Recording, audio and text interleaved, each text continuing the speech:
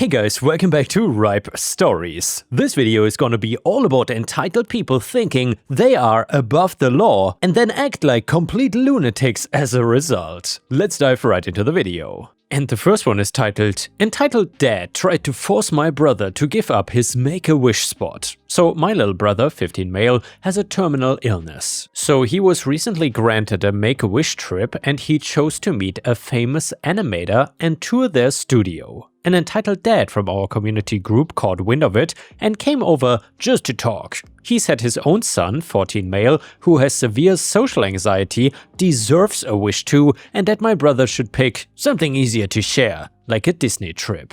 I was stunned. I explained this was his dream and his time is limited. The dad said, "But your brother's barely out of bed most days. My kid could actually enjoy it." I told him to leave and never speak to my family again. He called my mom a week later and said, "Your son has the power to make another child happy. Selfishness is not a good legacy." My mom blocked him and my brother had the time of his life last weekend and the animator even made a mini character of him. Screw that other guy. And the next one is titled, Karen Claims She is Above the Law, Unaware That I Am Ex-Military. I'm a woman in my 30s and back when I was younger and didn't know what I wanted to do with my life, I joined the military. Aside from learning all of the things that you would normally associate with it, I also learned a lot about people. I had seen some people that when they joined acted entitled and saw how fast they got shut down. I wish that it was that easy to shut down an entitled person back in the civilian world. When I was deployed to Afghanistan, our convoy hit an IED outside Kandahar. I was lucky. I made it out with my life and even all my limbs. That's a lot more than I can say for some of the other soldiers I was serving with that day. The blast threw me hard against a vehicle wall and my back took the worst of it. 3 compressed vertebrae and nerve damage that never fully healed, leaving me with chronic pain and limited mobility. For a long time after my medical discharge, I didn't know what I even had to live for as a young veteran without the ability to really work, and then I ended up pregnant with my son and my entire life changed. Now it was the two of us against the world. His father disappeared on us once he learned that I was pregnant. Didn't want to deal with being a father, I guess. Well, I named my son after my own late father, Greg. When Greg was born, they knew right away that something was not quite right.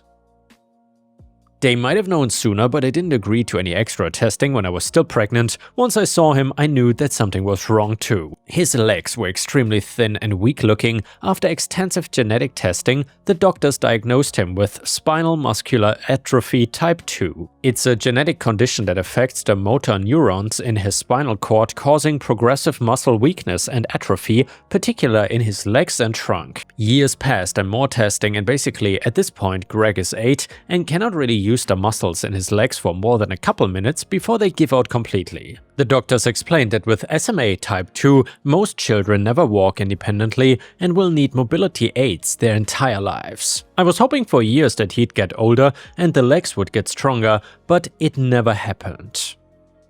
I like to think the two of us are just disabled partners in crime. With my limp and slight hunch and his legs, we are clearly very intimidating looking. About a year ago, we got a new next-door neighbor. It doesn't matter what her actual name is because it should be Karen. Right away, she came off with that same entitled aura that I'd seen before. Unlike the military though, she was not getting a drill sergeant to take her down a few pegs. Now, Karen, first of all, really liked to brag about herself. Mainly about the fact that she worked for the city and claimed that she was above the law. That she knew too many important people and being an employee of the city came with perks. That even if she got pulled over, she just had to show them where she worked and she would be let off without a ticket. Also, she liked to say that common law didn't apply to her and that everybody else should be careful because she could get the police to arrest anybody she wanted. Most of this bragging was from when neighbors would complain about her and threaten to call the cops for things she was doing, like blocking a driveway with her car or throwing trash on people's property. My issues with Karen ran a lot deeper than that though. She seemed to have a problem with Greg and I and had no problem verbalizing it. She did the same things to us that she did to everybody else, with parking sitting in my driveway randomly until yelled at to move, dumping trash, etc. She took it a step further though. She thought it was actually funny to mock me. She would make fun of the fact that I'd been in the military, telling me that I must be some lady man and that's why my child did not have a father. She liked to imitate my hunch and limp and then laugh. I can take a lot of crap and let it roll off of me, but the fact that she would make fun of my child is the thing that drove me crazy. The only saving grace was that most of the time when she said things about him, he was not around. One time though, she said something so horrible and Greg heard it. She was not even talking to me and instead was talking to two of our neighbors, telling them not exactly quietly that she didn't understand why I didn't just put my son down when I found out he was gonna be a cripple. I wish beyond anything else that I had something I could have spat back at her, but I was just dumbstruck.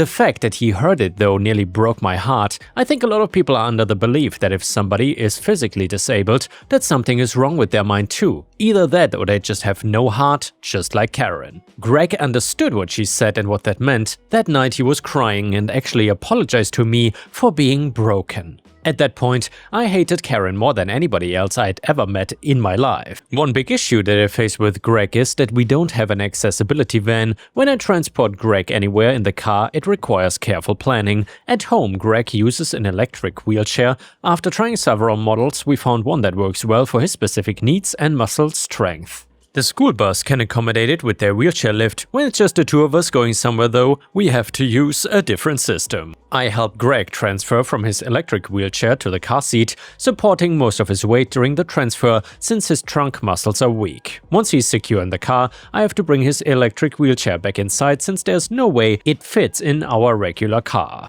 Instead, I keep a lightweight manual wheelchair in the trunk that folds up. It's not ideal, the smaller wheels make it harder to maneuver and Greg cannot self-propel it like he can his electric one, but it's our only option for getting around. One day, I was getting him into the car via that process, and after I got him transferred and secured, I turned back to bring the electric wheelchair inside, and it was just gone. I had my back turned only for about 3 minutes and was beyond confused. I looked around in a circle as if it had just rolled away by itself. I did not see a magic wheelchair that gained sentience though. What I did see was far worse. Karen was pushing it into a garage. I moved over as fast as I could, which was very slow because of my back. I did get there before she could close her garage door with the chair and herself safely inside of it. This time I was not at a loss for words. Me, what the hell do you think you're doing? Karen, I need it more. My legs get tired and I've seen that kids stand perfectly fine. The two of you are just being lazy and lying to get benefits. Plus I have an old mom and she would love something like this to use to get around. Yes, she considered the few moments that he transfers from the wheelchair to the car as standing perfectly fine. Not to mention that so many wheelchair users can't stand and walk short distances. Not every wheelchair user is totally paralyzed and unable to move. And seriously, I just hate these ableist comments. Me, I don't care about your legs or your mom. That is my son's wheelchair and I'm not walking away without it. Karen, I would like to see you try to stop me with your hunch and limp. She tried to move it again, but I put my hand on the chair and was not letting it go. That was when Karen made the horrible mistake of grabbing me. She grabbed the arm I had on the chair and shoved me hard. Well, what can I say? My military training kicked in instinctively. I deflected her push and used her momentum against her, a basic defensive move we had drilled hundreds of times. She lost her balance and went down hard, hitting her head on the concrete garage floor. I didn't mean for her to hit her head that hard, but I was not about to let her assault me and steal my son's mobility aid. She was unconscious for about 15 seconds, but it felt like an eternity. I was actually terrified about the potential consequences I might face here. I knew that if she claimed I attacked her unprovoked and the cops believed her, I could easily get arrested and charged with assault. Luckily, or unluckily, depending on how you look at it, Karen regained consciousness, but she was clearly dazed and angry. She must have been okay enough though, because she pulled out her phone to call the cops on me. I knew that walking away was gonna be a bad move. Not only was Greg able to see what was going on from our car, I left the door open, but neighbors heard the commotion and were watching us. I was stuck standing there for almost 15 minutes until the police responded to the call. The entire time Karen kept muttering about how she was above the law and I would be the one getting in trouble. The police separated us and took our individual statements. Karen was telling them that she wanted to press charges against me for assault. I was explaining desperately to the police my side of the story and how I was just acting in self-defense when she physically attacked me first. For precautions, they even put me in cuffs once they knew that I'd been physical with Karen. They did consider arresting me until they spoke to the neighbors and my son who had seen the entire thing. It was enough to show that I was only acting in self-defense and that Karen started the physical altercation. As for the wheelchair, it seemed like it was gonna be an argument of the she said, and now I was worried again now about whether the police would take the chair away or something until ownership could be decided. They did speak to Greg though, and with him telling them about the chair and the fact that he had placed stickers on his chair making it clear it belonged to a child, they grilled Karen. Backed into a corner, she admitted that she took it and I was able to get it back. Well, Karen was not worried though because she was telling the officers how she was above the law and that they could not arrest her. Trying to show her work ID as some kind of magic get-out-of-jail-free card, but she was wrong. She was arrested for theft. Later, that charge turned into grand theft due to the value of the medical equipment. The entire time being arrested, she was telling the arresting officer that she was gonna have him fired and he had no idea who he was messing with. She was making a total and very public fool of herself. She was also facing a minor battery charge for starting the fight against me.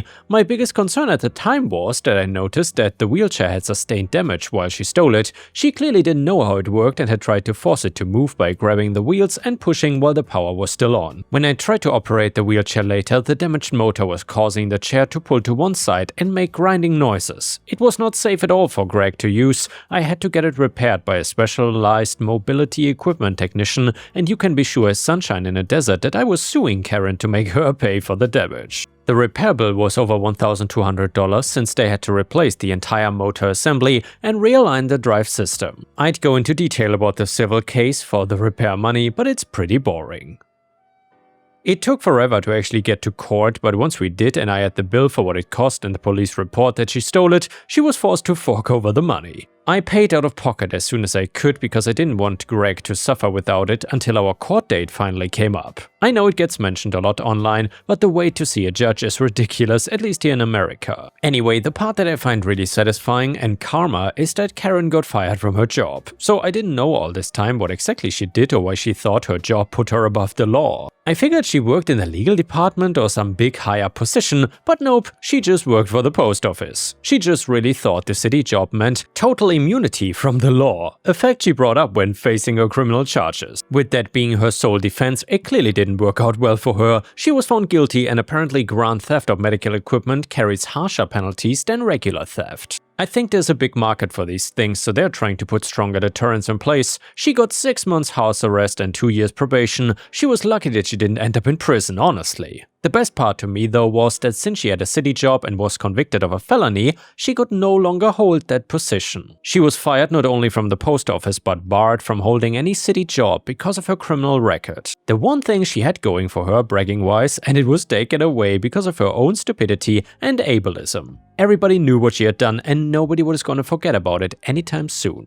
I'm just glad that things worked out well for Greg and I. While talking to a lot of people during this, I found out about resources I didn't even know existed for us. I'm looking into getting help and buying a used accessibility van to make our lives much easier. And the next one is a story about an incredibly entitled aunt that you don't want to miss. And by the way, if you've enjoyed the story so far, please don't forget to post some star emojis in the comments if you want to support me. This one is titled, "Entitled Aunt Gave My Baby a Piercing Without Asking." Yes, it's exactly what it sounds like. I, 26 female, had my first baby girl 3 months ago. We've been really cautious about visitors, basic hygiene, no kissing, you know the drill. My aunt, my mom's sister, came to visit last weekend. She's always been overbearing. She kept talking about how cute my baby would look like with earrings. I brushed it off and said, "We are not doing piercings for a while. Maybe when she's older and can choose." Apparently no meant ask forgiveness, not permission. I went to take a shower while my mom and aunt watched the baby. When I came out, my daughter was crying and I saw the tiniest glint of gold on her earlobe. My aunt proudly said, "Surprise! I used my friend's gun kit. She barely felt a thing." I lost it. I told her she had no right. My mom was horrified too. She had no idea this was gonna happen. We took my daughter to urgent care just to make sure there was no infection. I called my aunt the next day and told her she's not allowed near us for the foreseeable future, and she cried to my mom about how kids these days are so dramatic and that she was trying to bond with her niece. No, you violated my child's body without consent. That is not bonding, that is assault. And now let's move on to the next story. It starts like this. So for a bit of background, I would like to start this off by explaining that my daughter is autistic. She's quite far onto the spectrum, and as such it was very easy to get her the diagnosis as young as we did. For the first 6 years of her life, it was advised to us to homeschool her to try and teach her some ways to deal with her emotions and issues that come along with her autism. I put that in quotes as we would never consider them real issues. Anyway, after those 6 years we decided she was ready to be enrolled in an elementary school. She'd be joining just over a year late, considering that most start at 4 or 5, which is not the biggest issue, as usually in that kind of situation the child catches up quite fast. The only problem with that came from her teacher. At this school they stick with the same teacher all day. Said teacher immediately had a problem that she was starting later, making a snide comment to us in an email, claiming that she was spoiled. This already rubbed us the wrong way, but we couldn't bear to start something with her new school already, so we just left it. Of course, the school and her teacher are aware of her autism, as otherwise they would not be able to best support her. The principal assured us that she would be cared for and that they have plenty of students just like her. However, it turned out that her teacher was not the most fond of children like her. When she first started school, I was sent overseas to go on a 6-month tour of Afghanistan. My wife was of course here to help her settle in, and I would communicate back and forth whenever I could through letters. My wife would tell me that my daughter was struggling to settle into school. We had sort of seen this coming, but we knew that we would just have to get over that hurdle and condition her to the school life. It was better for her in the long run than to be excluded just at home. From what my teacher was saying, the struggling to settle in was due to her not responding well to discipline and not following instructions, having tantrums when being told to do things. Of course, we believed her, thinking that it sounded reasonable for a child with autism to act that way to their first encounter with such things. When my 6 months were up and I returned home, me and my wife were called into the school, where the teacher explained once again that our daughter was not settling in. "I'm sorry, but I don't think this is the place for her," the teacher sighed. "Sorry? You can't just kick her out," I replied. "It's clear she needs more support." My wife scoffed. "Yeah, you're the teacher that's supposedly giving that extra support. That's why your class is smaller. Your daughter needs much more support than any of us could give. She is such a handful." "Excuse me? Did you just call her a handful?" my wife demanded. The teacher had the nerve to roll her eyes and say, "Well, yes, because that is what she is. Her special needs are too great for this school." "And why is it you're telling us this and not the principal?" I asked. She paused for a moment before continuing, "Well, he is too busy to deal with some minor matters. Please submit the paperwork to pull your daughter from school." "No," my wife replied. "I beg your pardon?" the teacher scoffed. "Well, if she's really being kicked out, you should have to file this on your end. We're not clearing up your trail of ableism." Side note, I was very proud of my wife in this moment. The teacher took a moment before replying, "You will need to do it from your end." "And why is that?" my wife replied. "Well, because this is not official, isn't it? The principal nor the board have agreed, have they? This is all you're doing and you want us to pull her so it won't look bad, right? So no, we will not be pulling our daughter from the school. Thanks for the advice though." After this, my wife got up and stormed out. I was smart enough to follow. This next part I was not around for, as it happened in the school. However, this is the details I got back once the principal found out. The following day at school, my daughter was busy doing her work when her teacher told her to come to the front of the classroom and present her piece. My daughter, perhaps out of line, but I would argue it was just, replied, "Yes, miss, I'm just finishing this sentence first." In response, her teacher stormed over and, I kid you not, slapped her hard. My daughter began crying, so did half the other kids. There was a teaching assistant in the room who was beyond appalled and shouted at the teacher. In response, my daughter's Karen teacher yelled, "That child is just too R slur for this school." I'm sure you can guess what the R stands for. I'm getting angry all over again just writing this. We were phoned up by the principal and being told of the situation. He explained that there would be an investigation and this would most likely be her last day. To be fair to him, he has been amazing through the whole situation, taking our side and supporting our daughter. Me and my wife raced over to the school. By this time it was near the end of the day and the classes were coming out of the building. "You!" my wife yelled at the teacher, who made a move to turn around. "Don't even think about going anywhere," I demanded as my daughter ran over to us from another door. We were informed that she has moved classrooms. "There's the little brat," the teacher yelled. "What did you just say? And do you care to explain why exactly you thought you could punch a child?" I yelled. The teacher stormed over to us, and that look in her eye, I knew that look. "Listen here, I don't want to teach that little R girl any longer. She is dumb and she will never have a place here or anywhere." "How dare you?" my wife replied, utterly quiet.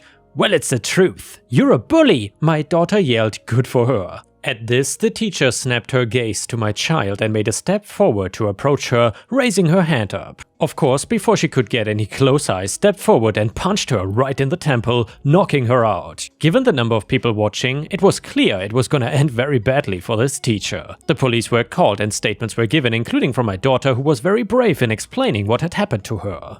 The teacher had woken up and was quickly cuffed and taken away. In a matter of days, the story had spread like wildfire through our small town, and so of course the school began a more thorough investigation, even though she would never be teaching here again. During this investigation, a large number of other students came forward and explained their bad experiences with her and how even since my daughter started, she has had it out to get her. That slap was the only time she even physically touched my daughter, but let's just say all that stuff about her not settling in was just bogus. Her teacher would constantly pick on her, discipline her for things she didn't do, and just ignore her when she wanted help. Some parents came forward too, whose children now attend different schools after this teacher informed them of the same things she told us. Well, each of these children also had some sort of disability, which solidified our case. The school issued us a formal apology, of course, and ensured that she is barred from entering the school and working there again. The police added to that, informing us that she was barred from ever teaching again, giving the overwhelming evidence against her. She also faced severe prison time for the assault of a minor and for the proof of the numerous hate crimes against the disabled.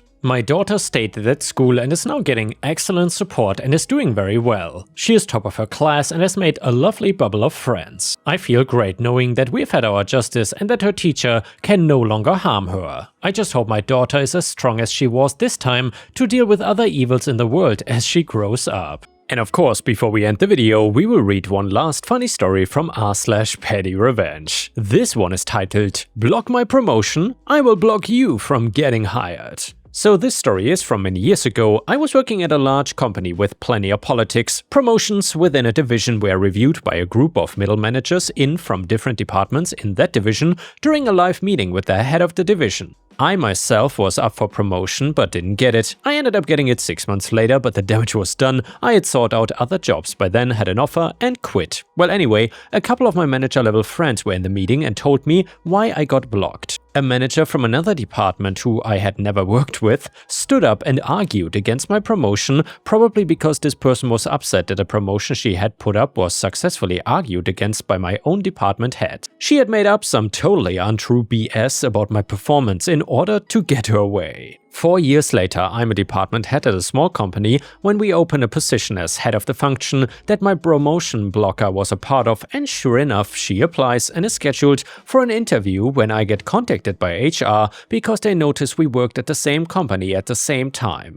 I remembered her blocking my promotion, so I told HR that she wasn't good, wouldn't be a good fit, hiring her would be a mistake. Got her interview cancelled, they just told her that we decided to elevate an internal candidate. Well, wouldn't you know it, 3 years later this small company would end up getting taken out by a larger company for a massive stock price increase over the price we were at when the position opened. Because we had lots of stock options, I effectively cost her an enormous payday. It was so satisfying. That is what she gets for being an a-hole in a very connected industry. And yeah guys, if you cannot get enough of my stories, please don't forget to check out my endless playlist on the left, otherwise I will see you again tomorrow.